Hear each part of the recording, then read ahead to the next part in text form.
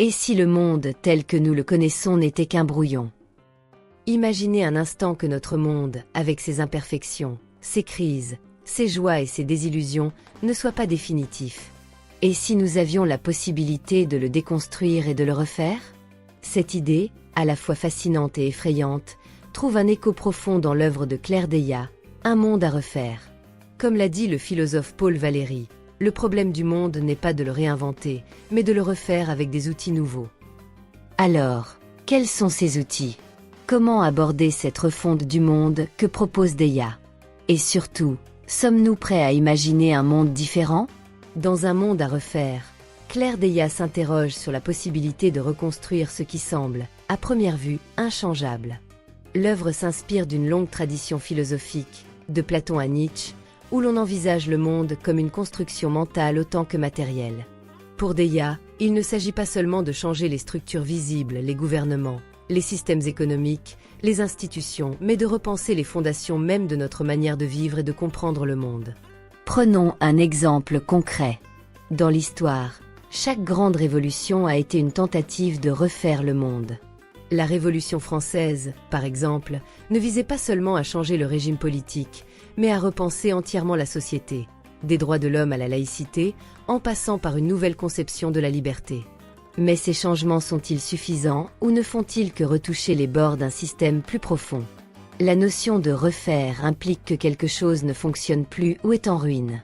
Claire Deillat nous invite à regarder le monde avec des yeux neufs, à voir les fissures et les failles. Environnement en crise, inégalités croissantes, désenchantement politique, les symptômes sont nombreux. Mais pour Deillat, chaque crise est aussi une opportunité. Comme l'historien Arnold Toynbee l'a souligné, les civilisations ne meurent pas d'assassinat, mais de suicide. Ainsi, la responsabilité de refaire le monde repose sur nous tous, sur notre capacité à imaginer un avenir différent. L'exemple contemporain du changement climatique est frappant. Face à cette menace globale, certains voient l'effondrement inéluctable de notre monde, tandis que d'autres, comme Deillat, y perçoivent une occasion unique de refonder notre manière de vivre sur la planète. Ce n'est pas simplement une question de technologie ou de politique, mais bien de transformation collective, culturelle et spirituelle. Si nous devions recommencer à zéro, que choisirions-nous de garder, de modifier ou de supprimer? Deillat propose plusieurs pistes, s'inspirant de philosophes et penseurs modernes. Par exemple, elle invoque la pensée de Michel Foucault qui nous rappelle que la société doit être défendue. Mais comment la défendre si elle est en ruine? L'un des outils centraux que Deillat propose est celui de l'imagination collective. Pour elle, tout projet de refondation doit commencer par l'idée que nous avons de la société idéale. Or, cette idée ne peut émerger que dans un contexte de liberté de pensée et de débat ouvert. En cela, Deillat s'inscrit dans la tradition d'Hannah Arendt, pour qui la véritable politique naît de la parole et de l'action en commun, de la capacité à se réunir pour discuter de ce que pourrait être un monde meilleur. Prenons l'exemple des villes. Depuis des décennies, les urbanistes tentent de repenser les espaces urbains. Mais la véritable refondation ne réside pas seulement dans la construction de bâtiments plus durables ou de réseaux de transport écologiques, elle implique une réflexion sur la manière dont les humains interagissent avec leur environnement. En ce sens, Deillat nous pousse à aller au-delà de la simple transformation matérielle.